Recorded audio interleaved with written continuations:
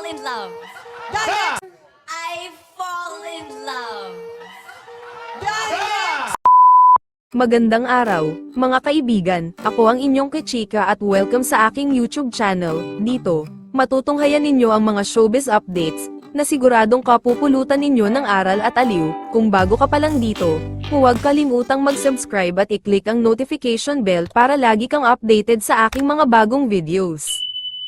Ngayong araw, ika-25 ng Hunyo, isang nakakatuwang revelasyon ang bumulaga sa mga manunood ng It's Showtime.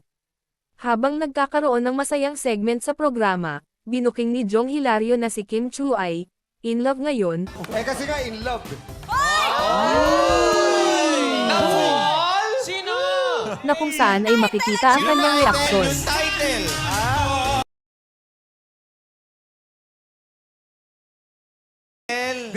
Sa isa pang pagkakataon ay tila may haka-haka ang mga netizen na magkasama sila Kim Chu at Paulo Avellino sa Chaong Quezon dahil sa sinabi ni Vice Ganda sa segment ng Especially For You.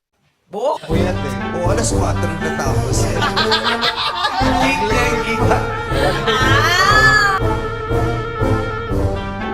Magkasama nga kaya ang dalawa sa Chaong Quezon.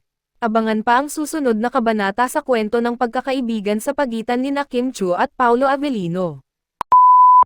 Dominic Roque, nagsalita na ukol sa kumakalat na balita na, nililigawan niya si Catherine Bernardo dahil sa madalas silang makitang magkasama na nagji-gym.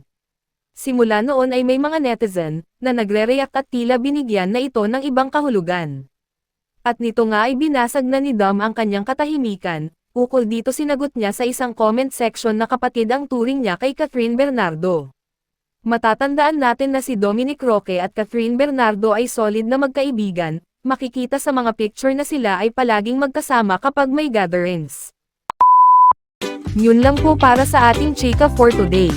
Huwag kalimutang mag-like, share at mag-subscribe para sa updated at mainit na chika.